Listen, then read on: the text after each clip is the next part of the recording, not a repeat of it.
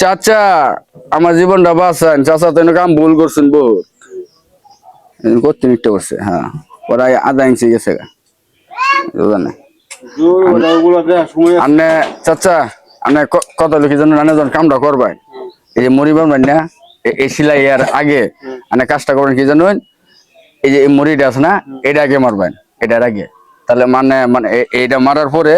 মানে সেন্টার করে নেবেন, সেন্টার সিস্টেম করে পরে মারবেন, দেখবেন লেভেল এক সমান হবে। এই জন্য বেলা আনে দেখুন এনে করতে নেই এনে করতে নেই,